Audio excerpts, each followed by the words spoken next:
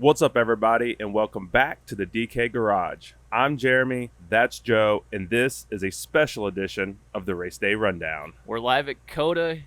Well, not really live. We've been here all weekend and experienced a lot of live action. We've got a good bit of information after experiencing a lot yesterday. You want to fill them in on what we witnessed yesterday? Well, we got to see both races. We got to experience some practice, some qualifying sessions in the rain, which is going to make things interesting when we start talking about the Cups, Cup guys. But man, the truck race was fun. We got to go around different spots in the track, and Xfinity race was also good. I mean, even though Kyle Busch dominated it, maybe a little foreshadowing of things to come today, possibly. But it was a fun race. You're always a little worried when you come to a big road course how it's going to play, and I've had a blast. How about you? Yeah, it's been fun. I think what we saw yesterday morning with the Cup guys experiencing some wet weather during their practice session really will potentially factor into today's session or today's race. But yeah, there was a lot of fun events take place yesterday. It was really an action-packed filled day. A lot of sun later on in the afternoon, so we got a lot of dry racing action for a change, which was nice compared to how the morning started. I mean, you had the trucks actually race in the rain most of the day. Xfinity, they started on the wet tires because that's what they had to qualify on, but as soon as they came in and had a chance to change tires, they did. No one ran wets on the Xfinity, so we'll see if that happens with the Cup guys today. They'll be practicing. So far it's dry. It looks like it could rain, but I know there's a little chance for some storms later on, which could really impact it. And what we did get yesterday, man, I got to say, there's not a lot of surprises up at the top, but to me, the biggest surprise is on lap times in the first practice. Martin Truex coming in at 23rd fastest, and his teammate Denny Hamlin coming in at 16th fastest. Very surprising. Would have expected them to be much higher on the board, even in the wet conditions. I thought they would have a better advantage. Do you think that's just learning the track still? Is it the conditions? What do you think is going on with those two? It's going to be interesting to see how it shapes up. We've got qualifying here very soon, which we will be watching, and then we'll be doing a quick video afterward to get you caught up on what we witnessed there to give you even more relative information. So back to your question, it looks like we are going to get a dry track potentially, or very, if there is any moisture, very little of it for qualifying. So we should potentially see a lot of fast action and a typical setup. If we don't, and there does happen to be a shower, we might get some more realistic expectations of what to expect as these storms come through later in the afternoon. So it might be something that hinders the Gibbs cars that you just talked about. But again, there's so many unknowns. It's a practice session, trying to get a feel for the track maybe. Obviously, we saw some guys that were really fast with William Byron, who we talked about in our podcast as somebody we expected to be strong. Joey Logano as well. Kyle Larson was up there. Not surprising. Not too surprising. He's slowly really building a strong case as a road course driver. Kyle Busch, who dominated the Xfinity race yesterday, had the fourth fastest lap. And then the champion, I think a lot of people's favorite, Chase Elliott, had the fifth fastest time in that first practice session. So it's going to be interesting. Well, and then the guy right below him, Christopher Bell, won the most recent road course race. So that's looking good. You got two JGR cars up in the top six. But I'm still a little perplexed. I don't understand. I mean, I get it, but I don't understand why people don't consider Kyle Larson a road course guy. I understand his background, and he may not have the results that back it up, but this is obviously the first year he's in Hendrick. Chip Ganassi, that didn't have the best road course program, but he's gotten several poles. He's been up front, but you can't do much when your car is significantly worse than some of these other guys. I thought what I saw with him in the Daytona earlier this year was looking really good. He just got too aggressive. It's still only the second race of the year. So that, to me, that's really not surprising to see Kyle Larson up there in the third fastest spot. But I guess for some other people, it is a little surprising. So But yeah, we kind of nailed it with those top guys. Just really surprised, like I said, with the Hamlin, even Brad, 21st fastest. Like I said, Truex, Allmendinger, even 22nd fastest. He finished second in the Xfinity race yesterday. So if we can get these guys, if they have some more Kevin Harvick, 32nd, he's probably one of the I'd say top 5 road course racers in this series. And if we get any of these guys starting here, wow, that's going to be great.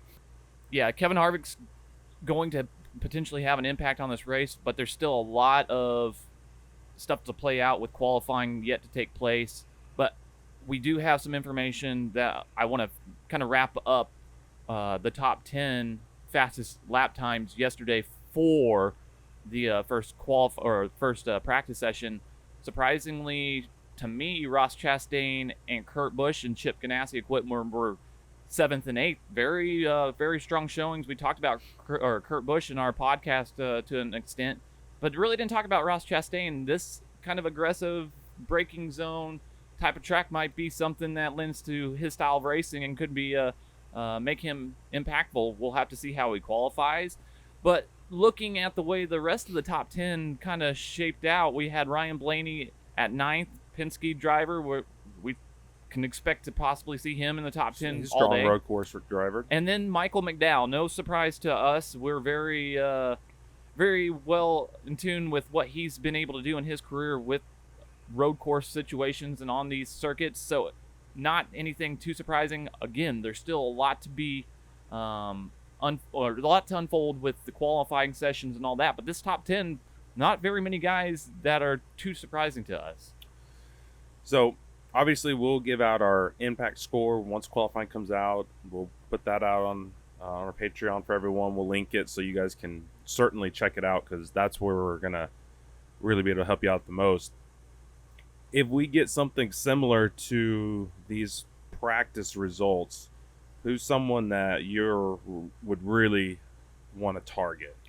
Well, it's one of those deals. If we get something very similar, Truex obviously with that place differential is something, but you want to look at. He's got to be a 10 at that point. You really want to find guys that have the place differential that have strong road course background. And we talked about a lot of those drivers in our podcast, and that link is above. So make sure that you go and check that out to take full advantage of this full experience that we're trying to take in. And as we get more information, we will let you know. But I think he's a guy, Allmendinger, those kind of guys, they're probably going to have better qualifying times than what they showed yesterday in their practice sessions. But guys like Brad Keselowski and Austin Dillon and Austin Cindric that were in the lower teens into the 20s, those guys that might not have the fastest qualifying times as well could have decent days because they had experience yesterday at Xfinity getting around here.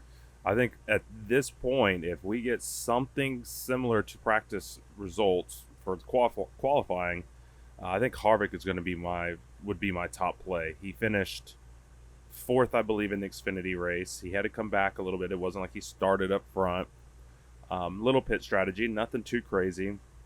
But at $9,700, if he's finished or starting outside the top 25, or even within the top 25, but outside the top 20, that's a lock in my opinion. Yeah. Unless you just see him having major issues in qualifying, like there's something wrong with the car, I think he might be the best play behind Truex if Truex is starting back there. Again, there's so many unknowns with qualifying left to play out. That's why we want to make sure that you stay tuned to what we've got to offer, because we'll try to shape it out. But just in terms of the conversation, it allows us to get a better idea of maybe who has a little bit more speed, because there are long stretches where you need speed, and we saw Kyle Busch have it yesterday in the Xfinity race, and he took full advantage of getting those long straightaways. There could be guys like Denny Hamlin and the Penske team that have that fast straight speed, but there's so many parts of this track, 20 turns, to try to get an advantage, and we walked it throughout the weekend to get ideas of where you can potentially find an advantage where is a spot on this track, and who do you think might be able to take advantage of it maybe later in the race when we might have some storms come in about 2 or 3 o'clock this afternoon? Yeah, it looks like we will get some rain, potentially some heavy rain. So it's going to really change the dynamic of this race. It's probably going to be coming in around that second stage, possibly that last stage. And at that point, I think you would be looking at guys with like dirt background, used to driving these loose cars. That might be a chance where they can really excel. But it looks like there's plenty of passing zones. It's just about setting up your car right, setting up those drivers in front of you to make those passes. We've seen some people do it turns 19 and 20. We saw several people do it when we were sitting over in turn 15, coming around right before that, the big carousel around the tower. And then, of course, dive bombing into the turn 12 up to the long back straightaway. It seems to be another spot where some people are able to make it. Really, I think it just comes down to knowing your equipment, knowing your skill set, and just being patient. I think patience is going to play a huge key because it's a long track. There's not a lot of laps. But if you get too aggressive, get your tires too hot or something like that, you won't have the drive off the corner you need to set that guy up for that pass. So I think smart, patient drivers, experienced drivers, that's going to be who's going to rise to the top by the end of this, especially if we get rain. Yeah, the rain will play a part. I have a feeling, based on the radar and the forecast, it does look like around stage 2, possibly into the 3rd stage, we could have storms. There might be lightning delays. This is Austin, Texas. We're from here. We know the weather can change within an instant. So that's the forecast. We might not see anything, and the chaotic thing about this weekend. Nobody knows what's going to happen. This is the first event out here for NASCAR. We're excited to be able to bring it to you and have this experience. It's been super fun so far. Is there something that sticks out to you that you've enjoyed the most so far? Well, really, I was just going to point out there hasn't been a lot. It's been pretty clean so far. That is. And normally, when we go to tracks and we watch the trucks and Xfinity, usually those guys, if those guys have a lot of issues, the Cup guys run a pretty clean race. Well, those guys ran pretty clean races. So are we going to see a mess in the Cup Series? Or are we going to see something similar? Again, we won't know until a few more hours from now. But I think that was kind of one of the biggest surprises. I expected to see more cars or trucks, whatever, go off the course, more accidents.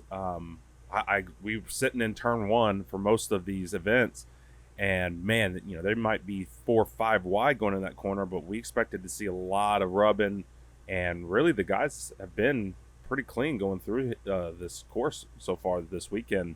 So that's kind of my biggest surprise of the weekend so far. How about you? The biggest surprise, I think, is just the amount of experience that is alluded to you here at this facility. The access that we were able to have was way more than I anticipated. We talked about that in our podcast, and I think it's something that if NASCAR does come back, hopefully you watching and everybody else comes and gets to experience this, because it's great. I have my family out here this morning. We're about to start walking the track and get an idea of the layout for the kids so they can experience it. Got a Kyle Busch fan, a Chase Elliott fan, and a Kurt Busch fan with us. So lots of opportunities to have fun for them. There's lots of stuff to do here. It's a world-class event. Great place. I'm super excited to get some more action in today. I am too, man. This is what we've been waiting for. We've been waiting since they announced the schedule change that they'd be coming here. This is the race that we've been waiting for, and we're only a few hours away. We're about to have qualifying here in just a few minutes. Probably by the time this actually gets out, we should know qualifying. But again, keep up with our Twitter so you can see our thoughts on where these guys are at, and we'll try to help you out the best we can with any lineups. But yeah, it's about time for us to also have to start reserving contests and building lineups ourselves. So we're probably going to hop off here, but there's one last little thing that we need to do. And what do we need to do, Joe? Well, we said we were going to be giving away a box of 2021 Donruss Racing Hobby, and we have selected a winner via random.org. So we really do appreciate all of those of you that took part of this, getting the word out about our channel. We didn't make it to 200, so we're only going to be giving away one box. With that being said, it's going to be something we'll have fun opening a little bit later on. We'll most likely be able to provide you some content, but this is something we were very excited to do, is give away this box to one of you lucky followers of ours, and we truly do appreciate it. You want to tell them who the winner is? Well, it's none other than Flash That You. And we'll be hitting you up on Twitter in your DMs to get your address to be able to ship this to you. So look out for that. If you see this before we get to you, because we're having fun out here at COTA, hit us up in the DM. We'll get your address and everything. But we definitely really appreciate all the support out there. We can't have a YouTube channel without you, and we're here to help try to make sure that you have information you need to win. This has been fun. Do you have anything to add, Jeremy? I just wanted to say, again, echo kind of what you said. We appreciate all the support. We want to keep doing giveaways like this. So as we continue to grow the channel, we'll be able to do more giveaways like this, more fun giveaways, and get you guys some cool stuff, some things that some other guys aren't really doing, and we want to be a little different, and this is one of the ways that we're going to do it. So just the first one of hopefully many, many more giveaways to come. But this one was definitely fun. I'm glad we got to do it, and get to do it at COTA is pretty special. And if for some reason, Flash That You, if you are here at track, let us know. We'll just meet up with you and hand you the box, which would be really awesome. Yeah, no, it's been fun. This has been a special edition of the Race Day Rundown. Please check out all of our socials in the description below. Our Twitter's there, so you can keep up with us throughout the day as we're giving more content. That's been it for us today. We're excited for the rest of the day, getting ready to take part of qualifying. I'm Joe, that's Jeremy, and we'll see you next time. Enjoy the race.